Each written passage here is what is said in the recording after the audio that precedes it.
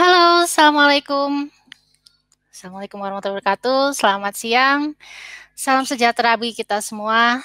Tetap semangat pagi di siang hari. Luar biasa pada siang hari ini, saya Irma Nomiasari sebagai moderator dapat menyapa dan bersama sahabat luar biasa, classmate, dan insan edukasi. Tentunya pada program TKPLB Online Series, acara Bicara TKPLB. Bagaimana kabarnya sahabat luar biasa, classmate, dan insan edukasi? Semoga kita semua senantiasa berada dalam keadaan sehat, tetap melaksanakan protokol kesehatan, dan semoga semua dalam suasana hati senang dan bahagia. Sahabat luar biasa, classmate dan insan edukasi, P4TK Tegaran BLB bekerja sama dengan kelas bersama akan memberikan sertifikat kepada kita semua yang mengikuti acara hari ini sampai akhir. Lalu bagaimanakah caranya? Caranya cukup mudah. Masuk dan login ke alamat Simpek PTK di alamat fasnikom.tkplb.id, kemudian pilih acara Bicara TKPLB Back to School Series, protokol kesehatan dan membangun budaya baru di sekolah. Silakan pilih kelas yang masih kosong.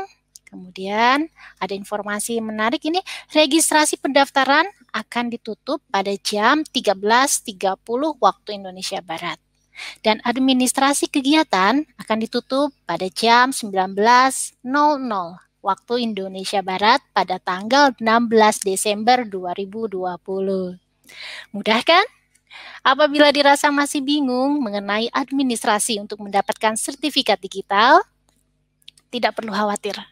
Di akhir acara akan ada penjelasan teknis mengenai administrasi untuk mendapatkan sertifikat digital. Jadi tidak perlu khawatir. Sahabat luar biasa, classmate dan insan edukasi, masih dalam tema seri Back to School. Topik bahasan kita kali ini cukup hangat, sedang banyak diperbincangkan dan cukup menggalaukan untuk semua pihak, terutama yang memiliki anak yang masih duduk di jenjang sekolah ataupun duduk di jenjang pendidikan tinggi, yaitu mengenai protokol kesehatan dan membangun budaya baru di sekolah. Kita akan bahas bersama Ibu Dr. Anna Lisdiana MPD dan Ibu Tia Nurmeliawati MPSI. Nanti kita juga akan bertemu dan mendengarkan paparan dari para narasumber yang insya Allah akan memberikan manfaat dan banyak memberi kebaikan bagi kita semua. Jangan lupa, sahabat luar biasa, classmate dan insan edukasi, siap-siap kalau ada pertanyaan atau ada yang ingin dibahas pada saat sesi ini, kami mohon aktif berdiskusi karena ini kesempatan yang baik untuk kita semua. Tanggapan maupun pertanyaan dapat diketikkan di kolom chat. Jangan lupa foto atau screenshot tanggapan atau pertanyaan sahabat luar biasa, kesempatan insan edukasi. Karena hasil screenshotnya menjadi salah satu dokumen yang diperlukan pada saat menyelesaikan administrasi di akhir acara. Sahabat luar biasa, classmate dan insan edukasi, kembali ke topik bahasan kita.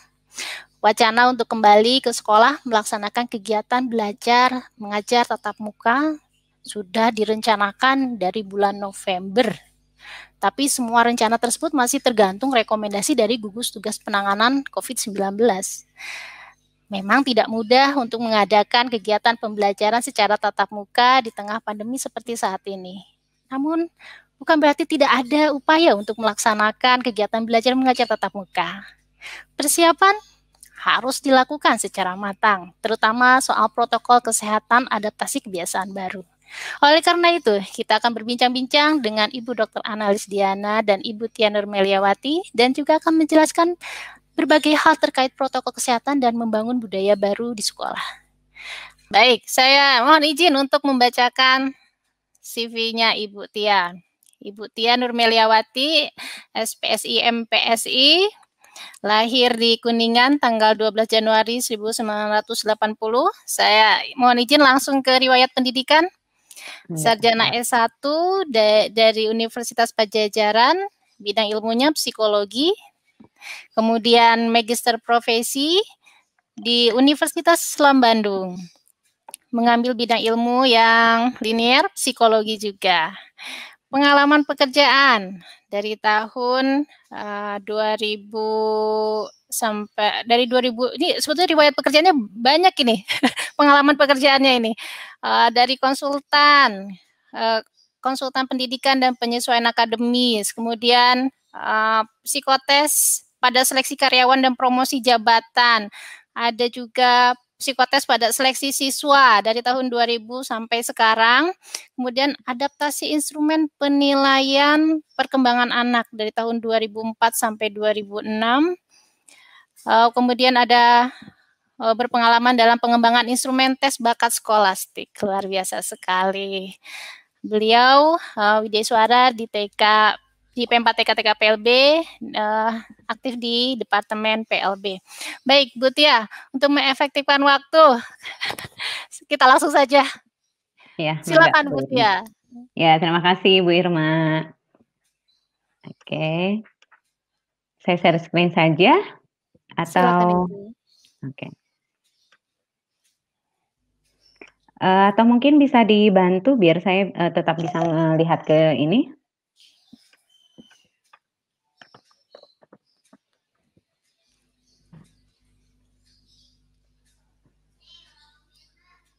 Sebentar ya.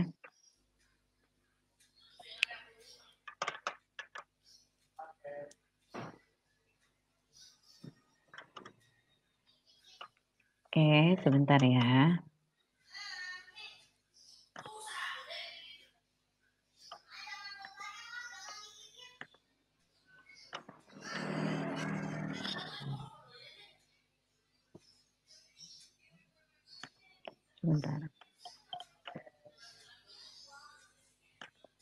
Sebentar ya. Ini malah yang filenya nggak bisa di ini nih, sebentar.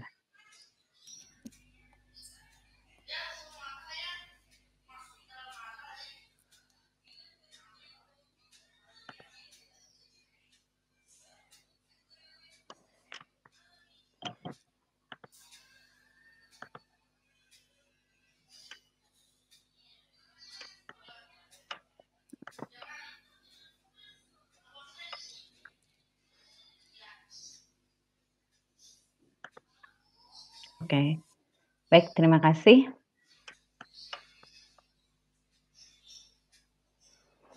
Ya, baik, terima kasih Bu Jumi dan Bu Irma. Mohon maaf Ibu dan Bapak, sahabat luar biasa, insan edukasi dan classmate. Tadi sedikit ada penyesuaian ya. Baik, kita akan membahas mengenai budaya sekolah, gitu ya. Tadi sudah disampaikan membangun budaya sekolah yang baru ya di era mungkin sekarang kan kita tahu bahwa di sini setelah lama kita berbulan-bulan pembelajaran dilakukan secara virtual gitu ya. Dan nanti tadi sudah disampaikan oleh Bu Ana bahwa sekitar bulan Januari atau pas semester baru, semester 2, itu sudah akan dibuka gitu ya pembelajaran tatap muka. Meskipun tadi juga disampaikan ini bukan hal yang harus, tetapi juga melihat berbagai macam kesiapan. Dan tadi ada misalnya dengan pembahasan komite sekolah dan lain-lain gitu. Karena ini tentunya akan perlu persiapan yang sangat banyak gitu ya ketika anak-anak kembali ke sekolah.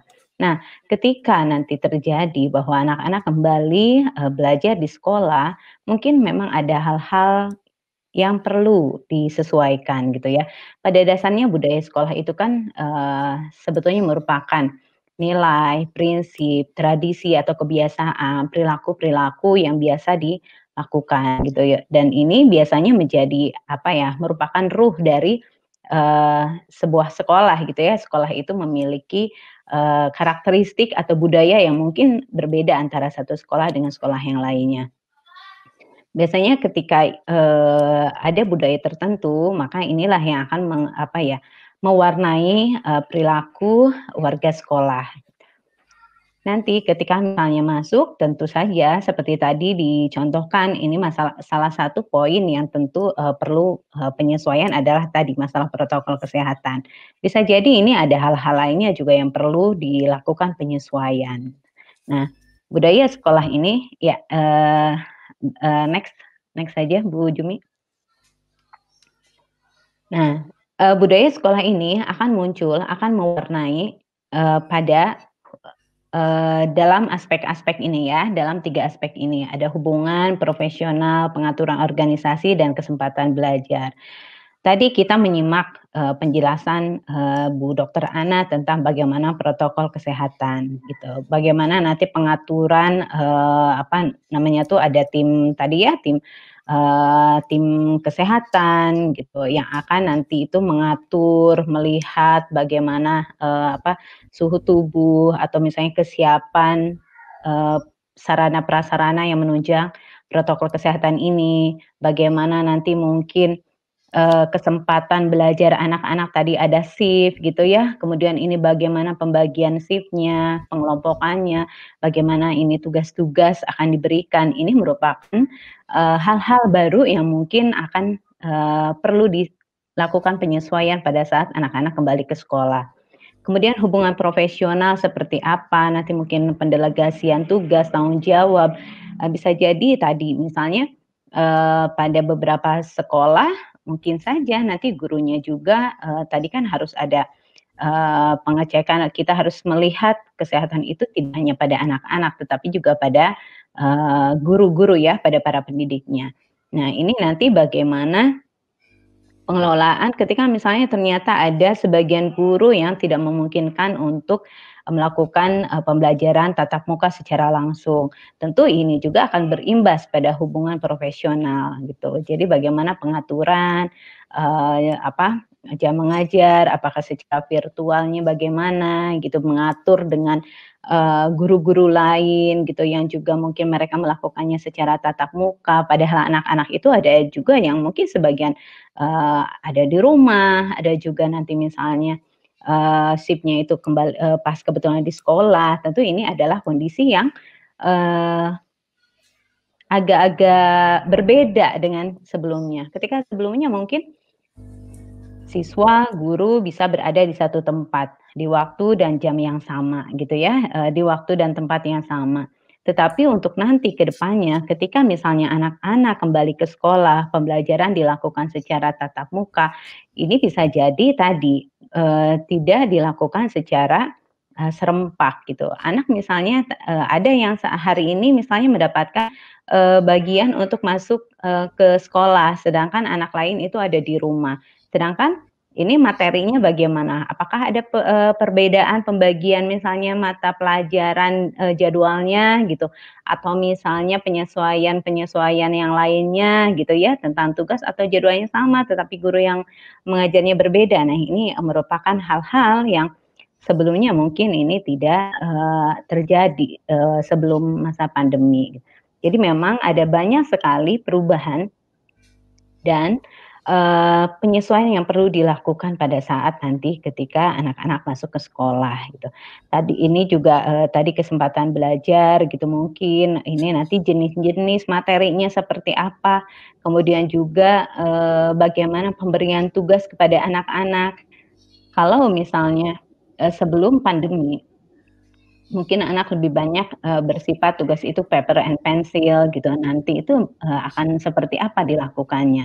Karena nanti, bisa jadi anak-anak tadi terbagi menjadi 2 shift. Atau misalnya, kemarin ketika misalnya saat ini belajar secara jarak jauh, ternyata ini melahirkan, pembiasaan-pembiasaan yang baru. Apakah itu juga bisa diadopsi ketika misalnya anak-anak kembali ke sekolah lagi ataukah tidak? Itu ya, kayak misalnya sekarang, oh anak-anak lebih banyak mungkin melakukan tugas, kemudian dicek, dikumpulkan portofolionya gitu. Nah, apakah itu tetap akan dilakukan atau bagaimana? Ini, merupakan hal-hal yang merupakan bagian dari budaya sekolah sebetulnya gitu ya. Jadi tadi budaya sekolah adalah, segala sesuatu yang, nilai-nilai, value, kemudian juga, kebiasaan-kebiasaan yang dilakukan gitu ya. Ya, silahkan Bu Jumi. Nah, budaya sekolah ini, Bu dan Bapak, sahabat luar biasa, insan edukasi dan classmate, tentunya munculnya budaya sekolah ini, dipengaruhi oleh berbagai macam faktor.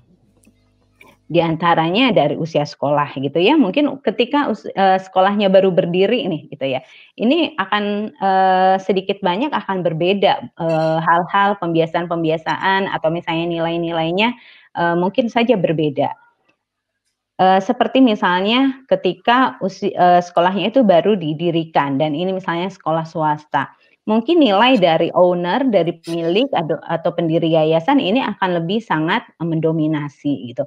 Tetapi seiring dengan perjalanan waktu bisa jadi, budaya ini akan, mengalami pergeseran yang tadinya, owner itu sangat kuat misalnya value yang ditanamkannya, misalnya anak-anak di sekolah ini kekeluargaan misalnya, anak-anak harus belajar mengenai berbagai macam perbedaan misal ya.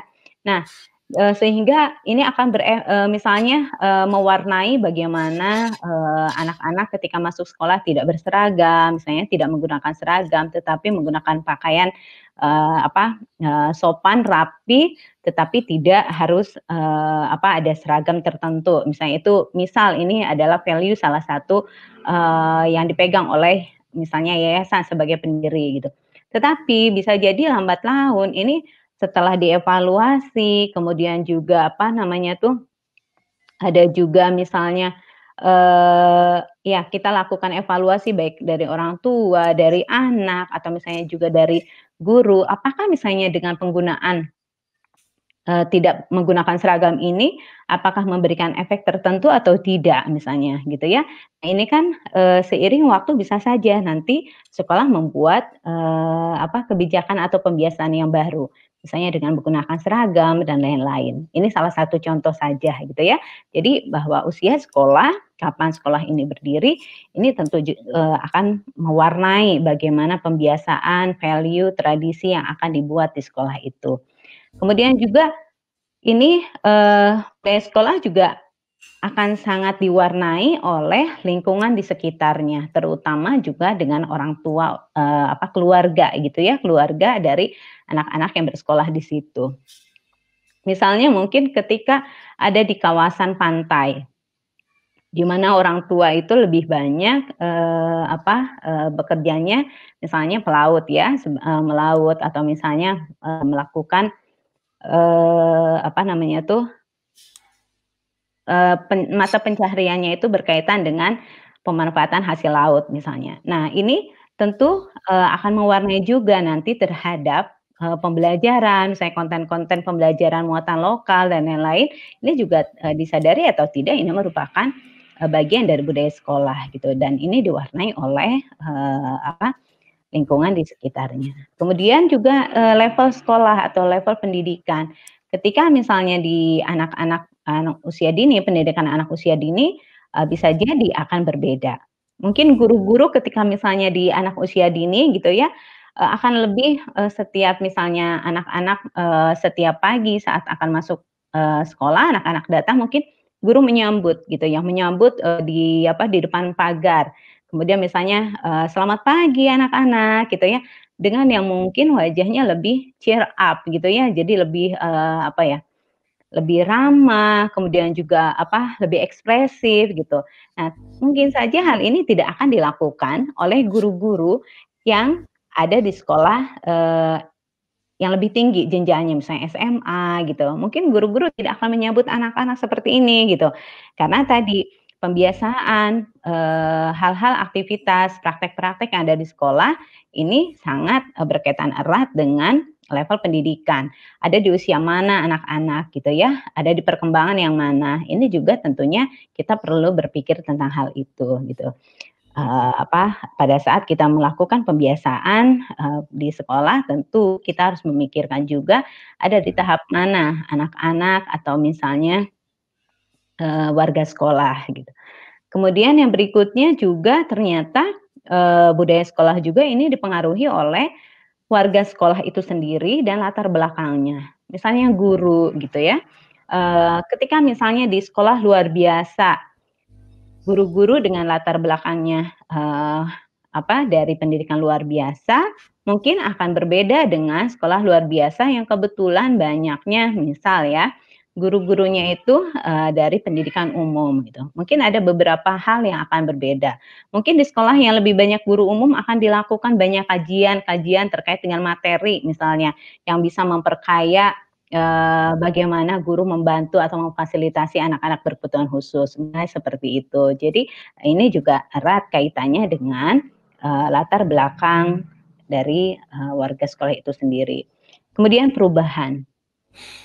Seperti halnya sekarang gitu ya, jadi ada, COVID-19 ini tentunya, banyak sekali hal yang harus dilakukan secara berbeda, seperti kemarin gitu. Kemarin yaitu PJJ. Kemudian berikutnya seperti apa, dengan kondisi tadi misalnya kita, rentan, anak-anak rentan nih misalnya ya untuk terpapar, apa yang harus dilakukan? Ada banyak perubahan, mungkin sebelumnya di sekolah itu tidak menyediakan, tempat cuci tangan yang banyak. Mungkin nanti itu, perlu di beberapa titik itu dibuat,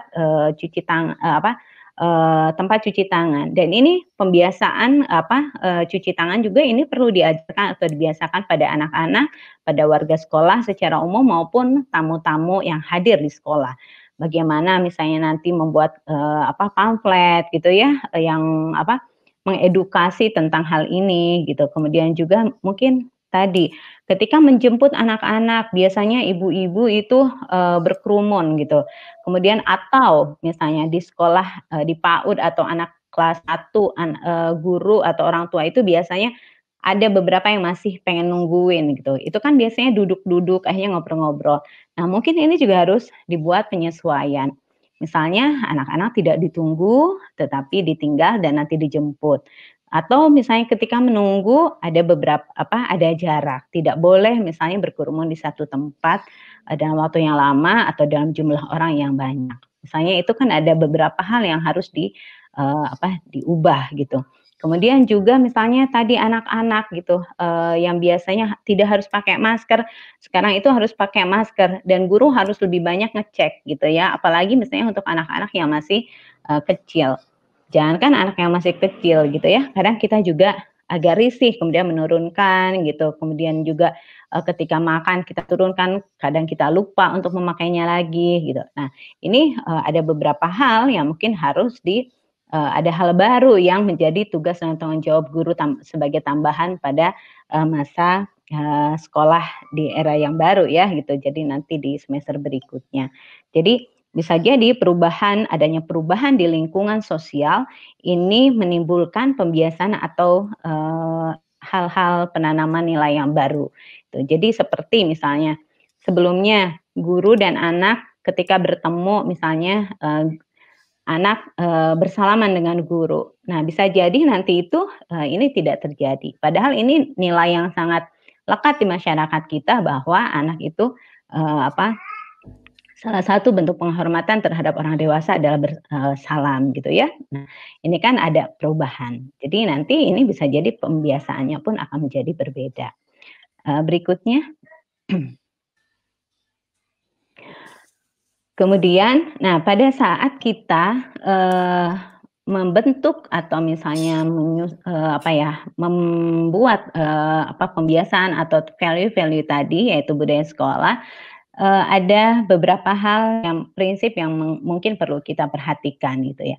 Ini saya merangkum saja dari beberapa yang saya baca gitu, ada hal yang, perlu kita perhatikan pada saat membentuk budaya baru di sekolah, yaitu religius, empatik, dan futuristik gitu ya. Jadi nilai-nilai ini mungkin sebaiknya ada gitu. Religius ini berkaitan dengan apa sih gitu ya, selain tentang ritual ibadah, tentunya ini bagaimana mengintegrasikan nilai religi dalam kehidupan sehari-hari.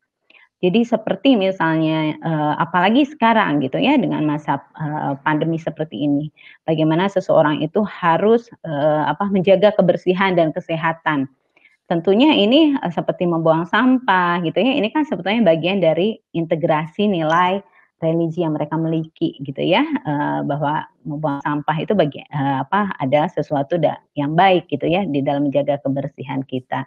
Jadi, ini, perlu diperhatikan. Kemudian juga empatik. Nah, dalam membangun budaya sekolah, kita harus mengingat tentang misalnya sekarang lagi gencar nih istilah well-being gitu ya, well-being pada siswa, pada guru gitu.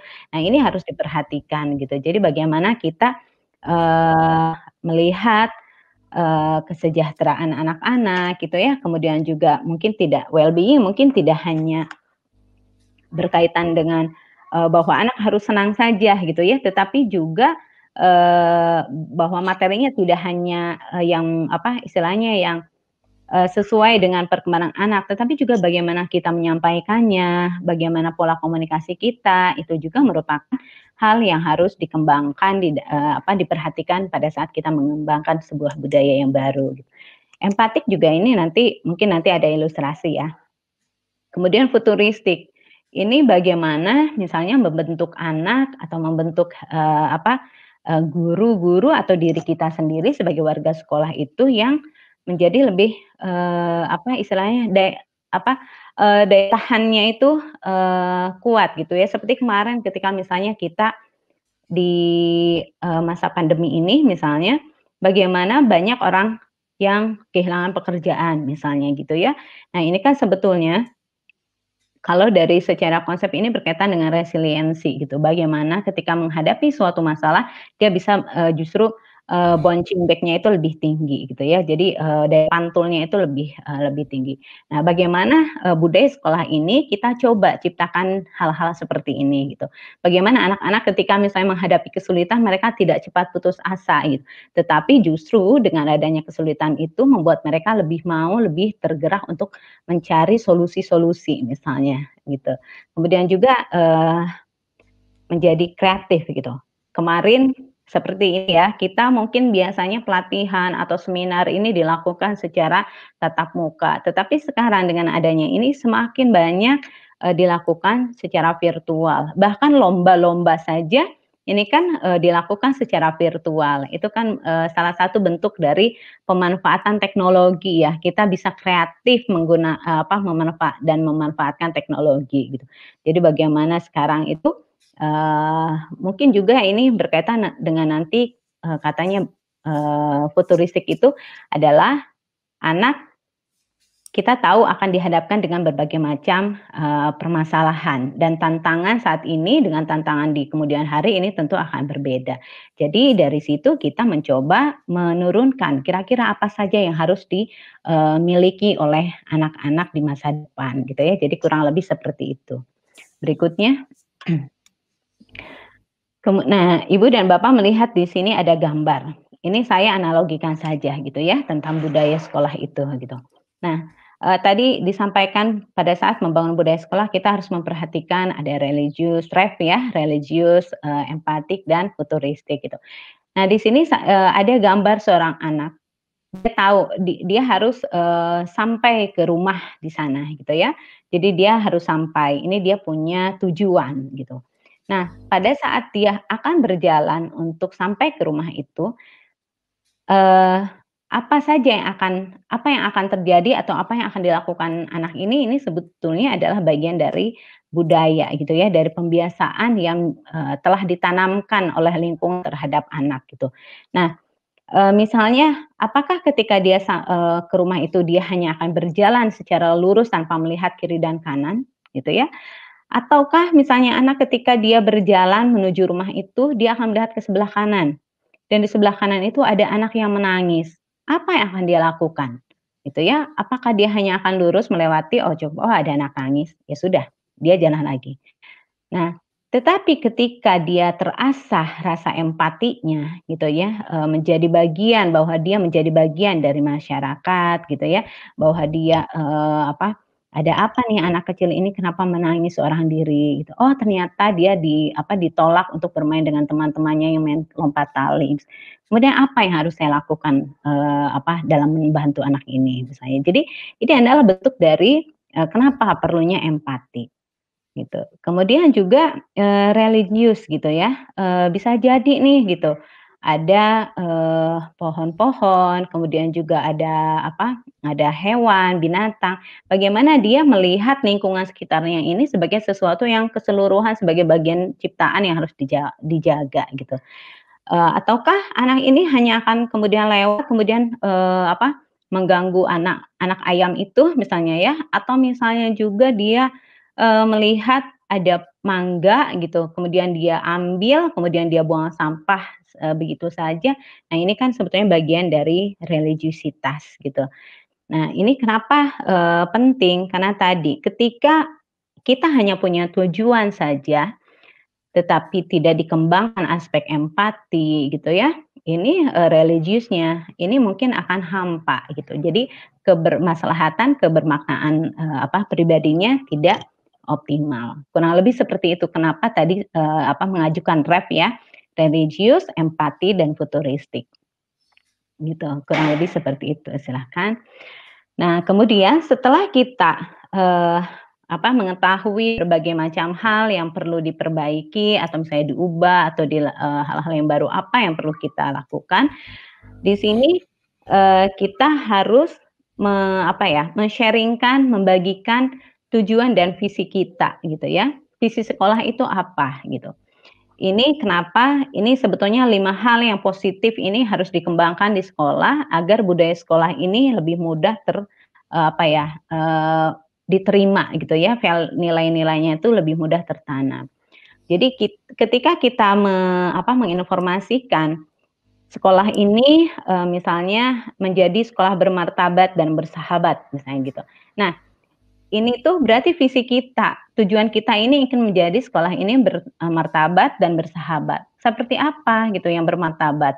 Seperti apa yang bersahabat? Nah, ini kan kita bagi nih, kita sharing-kan pada seluruh warga sekolah. Mereka harus punya pemahaman yang sama tentang itu. Karena ketika mereka tahu, kita semua tahu, apa itu isinya, berarti kita sama-sama tahu kita akan mengarah atau berjalan ke arah mana. Kemudian poin yang kedua, bahwa kita melakukannya secara bersama-sama. Di dalam membangun sebuah budaya tidak mungkin hanya kepala sekolahnya saja, tidak mungkin hanya siswanya saja, tetapi adalah bersama-sama dari kepala sekolah, dari, kemudian guru-guru, dari staf-staf, kemudian juga dari, siswanya gitu ya. Jadi ini adalah kebersamaan. Kita ada di sekolah ini membangun budaya secara bersama-sama. Kemudian continuous improvement and lifelong learning gitu ya. Jadi pada saat, kita membangun budaya sekolah, kita juga harus menyadari bisa saja, terjadi perubahan di, perjalanan. Karena apa? Karena perbaikan itu selalu, terjadi gitu dan melalui kita bisa belajar banyak hal selama, sekolah ini berlangsung. Kemudian kita juga harus berani mengambil resiko gitu ya ketika membangun budaya baru ini. Kenapa? Karena kita justru belajar setelah kita mencoba sesuatu. Ketika kita tidak mencoba menerapkan atau melakukan sesuatu berarti tidak ada pembelajaran di situ. Misalnya, ketika anak-anak masuk nanti gitu ya, bisa jadi kan, resikonya itu, banyak hal yang harus disiapkan gitu ya. Nah, tetapi ketika kita tidak, mencobanya, maka kita tidak akan pernah tahu apa yang harus kita siapkan atau apa yang harus kita lakukan. Dan ketika kita sudah cukup berhasil, meskipun sekecil apapun itu, kita coba, rayakan gitu ya, kita coba akui keberhasilan itu. Misal, ketika anak-anak berhasil memakai masker ya sebagai pembiasaan yang baru. Kita rayakan dalam arti kita, sampaikan kepada anak-anak bahwa, "Good, kamu bisa pakai masker selama di sekolah dengan baik," gitu ya, tidak, itu sangat bagus gitu. Nah, jadi hal-hal yang seperti itu, akan menguatkan anak-anak dan anak-anak juga akan semakin menerima bahwa ini adalah hal yang benar yang harus dia lakukan. Kurang lebih seperti itu ya. Jadi ketika kita sudah menetapkan apa saja yang harus dilakukan, hal-hal baru apa saja, maka lakukanlah kelima hal ini gitu ya. Oke, berikutnya. Kemudian, nah ini skip aja, ini hanya salah satu contoh gitu ya, bahwa budaya itu, nanti akan melibatkan, juga bagaimana proses mengajar di kelas gitu ya, kemudian juga bagaimana pengelolaan tadi, orang-orang di sekitar sekolah. Kemudian ini ada pertanyaan reculture gitu ya. Jadi apakah kita perlu menanamkan hal yang baru gitu? Tadi sudah dibahas, tentu pasti iya gitu ya dengan kondisi ini. Nah, Tetapi apakah ketika kita menanamkan hal-hal baru, ini baru sama sekali, itu betul-betul hal yang baru atau mungkin kita mengkombinasi gitu ya, memodifikasi dari yang sudah ada gitu. Nah, ini tidak terlepas dari apa yang bisa kita lakukan gitu ya, evaluasi apa yang kita lakukan terhadap hal yang sudah ada di sekolah. Ini pada prinsipnya ini kita lakukan analisis SWOT dari budaya yang sudah ada saat ini di sekolah. Jadi misalnya apa sih yang sudah bagus nih gitu ya, yang sudah diakui, dan bagus, berjalan dengan baik dan itu, berefek terhadap kemajuan sekolah misalnya. Atau misalnya apa nih yang belum berjalan dengan baik, atau misalnya ada ternyata pembiasaan yang justru itu, menurunkan produktivitas misalnya gitu ya. Nah ini berarti mungkin ini bagian dari kelemahannya. Kemudian, juga tantangan ke depan gitu ya, dan kesempatan-kesempatan yang ada ini seperti apa. Nah ini, pada dasarnya ketika kita memutuskan apakah, ada hal baru yang perlu kita siapkan, perlu kita lakukan gitu ya, ini kita lakukan analisis SWOT terhadap apa yang sudah berkembang saat ini di sekolah. Berikutnya. Oke, nah tadi ya, jadi, ketika, setelah kita melakukan analisis SWOT tadi, berarti kan apakah perlu, melakukan membangun budaya yang baru di sekolah? Kalau perlu itu hal apa saja gitu, hal baru apa saja? Kita, analisis kita tuliskan gitu ya, berdasarkan tadi tantangannya apa gitu ya, kemudian kekuatannya apa. Jadi kita tuliskan hal-hal, yang perlu dilakukan atau hal-hal yang akan kita lakukan. Kemudian mengapa? Ketika kita tahu reasoningnya, ini sebetulnya ini akan menguatkan gitu ya. Jadi, ketika kita misalnya perlu membeli, perlengkapan medis. Kenapa kita perlu? Ya, karena ini akan menjadi nanti apakah itu menjadi prioritas atau misalnya justru ini bisa untuk di-skip gitu, karena ini merupakan, kita harus tahu alasannya gitu ya, merupakan hal penting pertimbangan apa sehingga kita perlu melakukan, membangun budaya yang baru di sekolah. Setelah itu bagaimana kita melakukan itu gitu ya, bagaimana kita membangun kembali budaya di sekolah. Ini tidak terlepas dari yang 5 siklus tadi gitu ya, yang dimulai dari share goals gitu sampai dengan, kita celebrate gitu ya, kita merayakan keberhasilan, mengakui keberhasilan kita. Karena ketika kita mengakui keberhasilan kita akan merasa feeling good gitu ya, merasa, baik gitu ya, merasa sudah mencapai sesuatu dan biasanya ini menimbulkan rasa optimis untuk bisa melakukan hal lain lagi. Ya, mungkin sebetulnya ini tadinya mau melakukan simulasi, tetapi mengingat waktu kita skip saja. Mungkin itu saja sebagai pengantar mengenai, bagaimana kita membangun budaya baru di sekolah, kurang lebihnya itu terkait dengan, situasi, Covid yang akan merubah perilaku menjaga kesehatan, perilaku belajar di kelas, dan ini juga tentunya akan berimbas pada pengaturan kinerja ya, pengaturan organisasi sekolah itu sendiri. Kurang lebih itu, yang bisa disampaikan. Terima kasih, jika ada yang mau bertanya diperbolehkan. Ya, terima kasih Bu Irma. Baik, terima kasih Bu Tia, menarik sekali. Di dalam membangun budaya baru di sekolah itu perlu adanya kebersamaan atau keterlibatan dari semua pihak. Dan di saat proses penyesuaian baru, nanti di tengah jalan akan ada rintangan dan tantangan, tapi kita harus tetap mencobanya ya Bu Tia ya. Terima kasih Bu Ana penjelasannya. Kemudian kita pertanyaan berikutnya ya, dari Bu Yuliana dan Bu Yesi Sasmita, katanya, bagaimana caranya supaya orang tua murid bisa jujur mengenai riwayat sakit anak atau anggota keluarga yang akan berhubungan dengan pihak sekolah? Ini berkaitan dengan psikologi nih. Silakan ini Bu Tia bisa bantu. Oke, sebetulnya kita bisa coba sampaikan ya, sebetulnya mungkin, ini Dokter Ana akan lebih, berpengalaman ini sebetulnya bagaimana membuat orang bisa berterus terang ya tentang riwayat sakit gitu. Tetapi mungkin bisa kita sampaikan juga sih sebetulnya kenapa kita perlu informasi tentang itu. Biasanya, ketika seseorang tidak terbuka, mungkin bisa jadi merasa dirinya terancam gitu ya, terancam itu bisa jadi, "Oh ya karena saya sebelumnya, khawatir ketika saya membuka ini nanti anak saya nggak boleh masuk sekolah," misalnya. Padahal saya pengen banget anak udah pengen cepet-cepet masuk sekolah itu. Mungkin kita bisa kembali tekankan, apa sih manfaat ketika mereka terbuka gitu ya, pentingnya kita mengetahui riwayat, penyakit yang ada di keluarga atau misalnya juga yang nanti apalagi terutama yang akan mengantar jemput anak gitu ya. Dan ini, kita sampaikan ketika misalnya keluarga, tidak terbuka, apa yang kira-kira akan terjadi gitu. Misalnya ternyata, tadi misalnya tentang suhu atau misalnya pernah, ada demam nih 3 hari ke belakang gitu, sebaiknya itu disampaikan. Kenapa? Karena ketika misalnya itu tidak disampaikan, ini juga nanti akan berdampak pada anak itu sendiri gitu kan. Bisa jadi, nanti ketika misalnya menjemput kemudian ini, kita nggak pernah tahu gitu ya, sekarang kan banyak yang disebut OTG-OTG gitu kan. Mungkin, sebetulnya itu akan berimbas juga pada anak-anaknya dan mungkin ini bisa jadi, sekolah membuat sistem juga gitu ya, sistem karena kalau misalnya ditanya seperti itu, bisa jadi nanti orang defensif gitu ya, tetapi mungkin kita bisa buat sistem sehingga itu menjadi report, harian gitu ya. Misalnya, saya mencontoh mungkin ini akan sedikit ribet gitu ya. Jadi setiap pagi ini ada misalnya, yang melaporkan dibuat sistem, yang mengantar itu dalam kondisi seperti apa gitu ya, nanti ini menjadi pembiasaan juga gitu bahwa keluarga akan melaporkan setiap pagi, kondisi keluarga, anak di rumah.